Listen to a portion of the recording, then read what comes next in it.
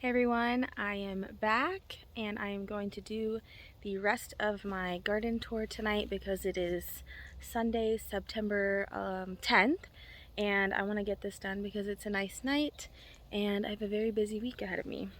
And I just mowed the grass so everything looks nice and tidy. So let me go around the yard and show you everything that's happening September 2023. So I'm going to start off over here. So where I left off yesterday, here's my big pigeon pea, and then there's the little dry riverbed over there.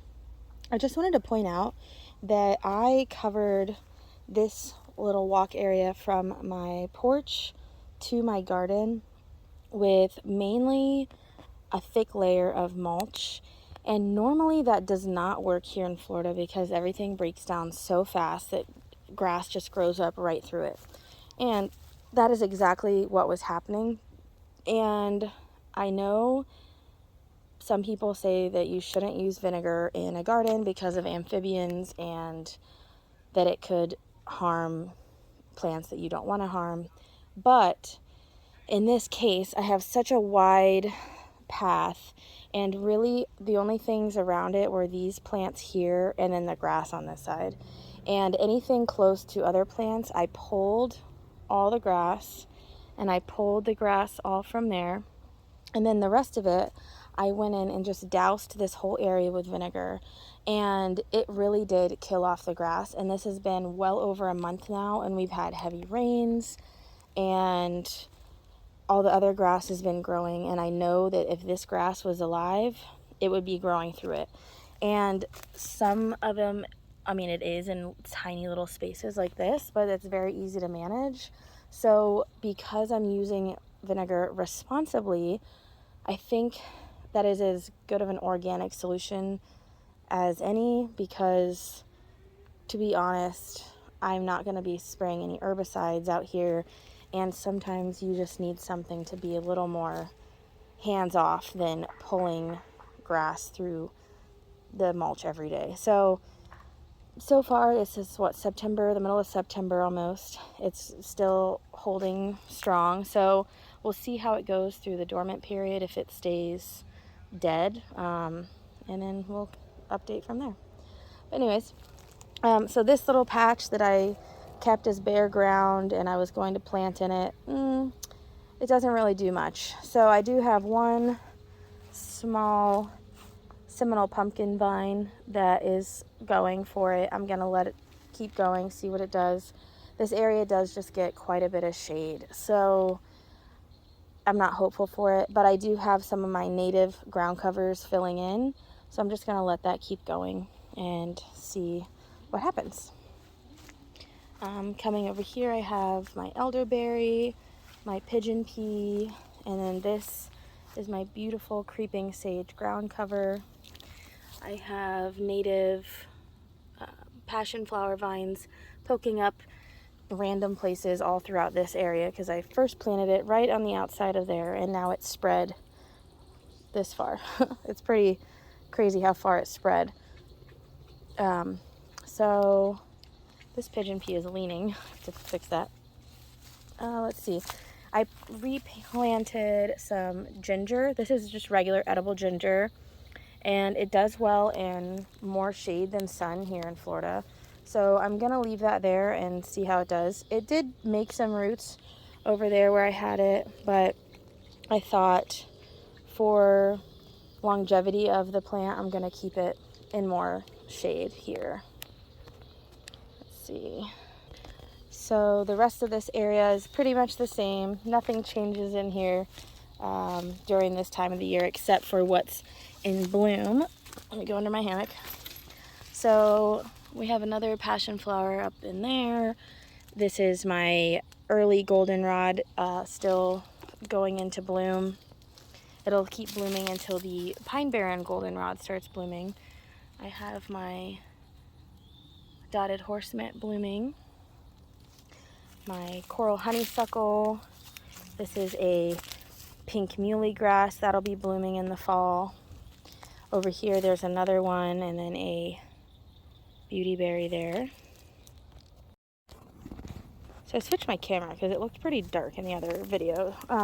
Anyway, so beautyberry, muley grass, more creeping sage. These are all Florida natives.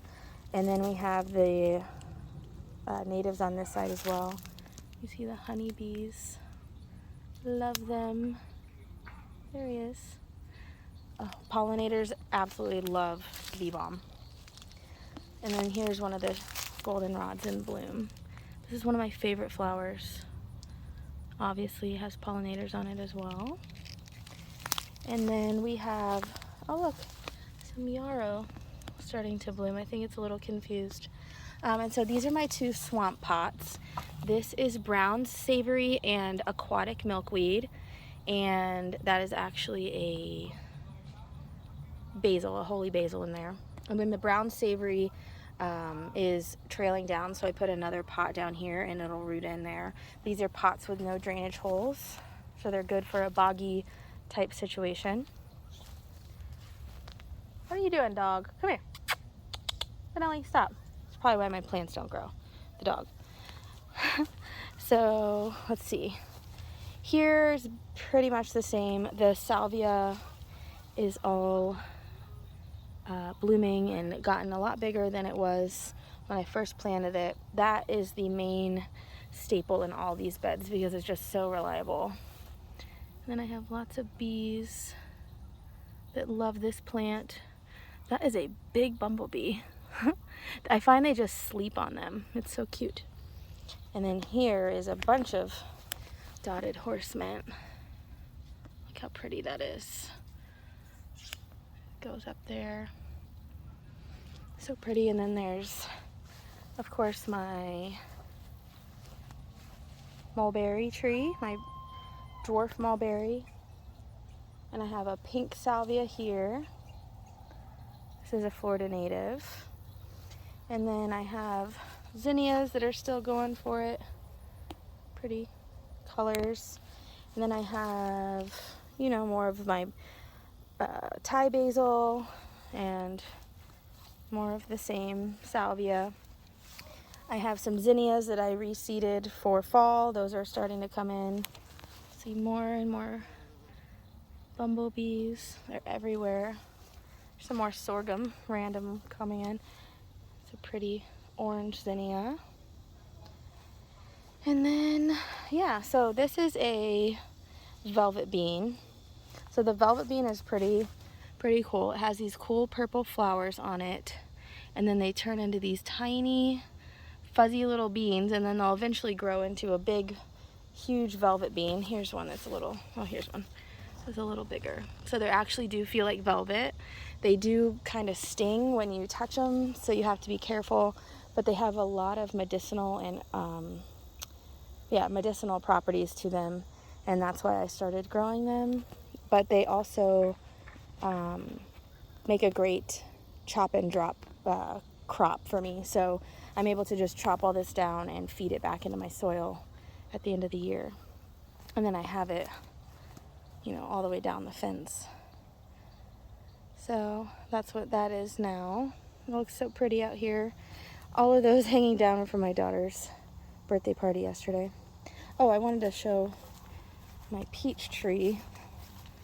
So the peach is starting to get some more growth on it, which is good because for a while there it wasn't doing anything. So eventually it'll lose its leaves and then go dormant. But for now, it's got some pretty growth. And then over this side of the yard, got lots of activity. So here's the beautyberry. Everyone in the native plant world is probably familiar with this plant. It grows everywhere. And I harvested my first set of berries today, or yesterday actually, off of a broken branch. So I'm going to start freezing them, and then I'll make some jam or syrup as soon as I get enough to do that with. But there's plenty of them here to share with the birds and myself. They're weighing the branches down quite a bit. It's super sunny over here right now. There's my shadow. Everything in this corner is the same. just show this. I'm just showing for record the size of my oak leaf hydrangeas. I really want these to bloom. My sad transplant of a flatwoods plum bounced back super quickly, got all of its leaves back. Even though it's a deciduous tree, it gained leaves back during the summer. So I didn't think it would, considering it'll end up losing its leaves, but it did. This, on the other hand, still has not gotten any leaves, but I have checked it and it's very much alive. All the stems are very pliable and green underneath the bark, so we're leaving it. And yeah, I planted another cranberry hibiscus there. I planted some beans along the fence, some pole beans, and then there's some more of the velvet beans. So I have lots of things growing that I can use as green mulch later on in the season. So this is oh God, I just stepped in a hole. So this is a beautiful little view of my garden. I love this spot right now. It's one of my favorites. So these are 3 huge pigeon peas. 1, 2, and 3. And behind it we have some lemongrass. So we have, let me just break this down. We have chop and drop material. I can use this as green mulch. The lemongrass is a material that you can use as green mulch, but they both are going to give me a crop that I can eat. So the pigeon peas are going to give me just what they say, pigeon peas. Then at the end of the year I can cut them back. The lemongrass is going to, I can use it in teas or in food. We like to cook with it sometimes.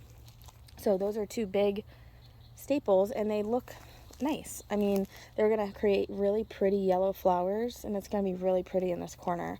I'm really hoping they bloom at the same time as my cranberry hibiscus, because I think that would be gorgeous.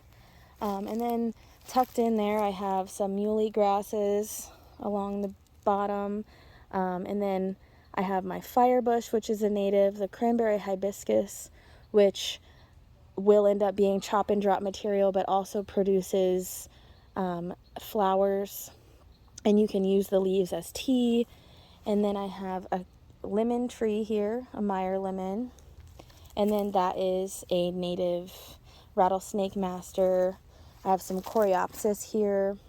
Those are all pollinator plants. And then those are some Thai plants that were planted there, and I cut them back, and they're just growing back. I just need to cut them back. But that, again, is green material that I can use as mulch, and it just helps enrich the soil. And then this is the silver buttonwood that is also a Florida native. And I keep showing this little spot over and over again, but I just think the colors are so pretty over here right now, with the blue and the green and the red, and I have the orange. And then in the middle right there is a mulberry. So everything is just getting really huge in this area. And in the fall, that muhly grass all tucked in there is going to be blooming bright pinkish mauve with the cranberry hibiscus, and then the pigeon peas are going to be blooming yellow. I think it's going to be gorgeous. I can't wait for it. There's my dog. On this side, back to my edible, finally out of the sun. Back to my edible low shrub border, I guess you'd call it. That's all of the longevity spinach. And then I threw out some kind of squash seeds. Those are starting to grow. Maybe they'll make a ground cover right here. Maybe they won't. Who knows? And then I have another silver buttonwood. And then another cranberry hibiscus. And then just some more salvia. I have a salvia back there, but I think I need to replant that guy because it's not getting much sun at the moment. And then this, I'm finally happy to show that this papaya tree is getting some size to it. They did nothing for so long. I'm actually going to leave both of them right there.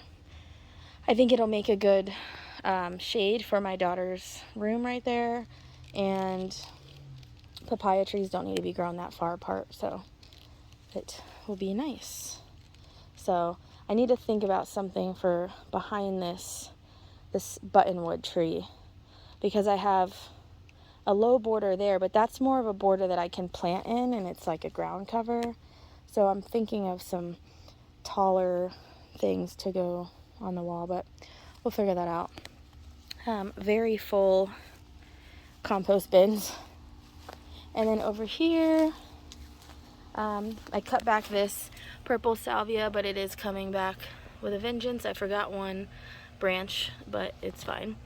And then this is all sweet potato vine, and I will leave that until the end of the year and see what kind of harvest we get out of this corner.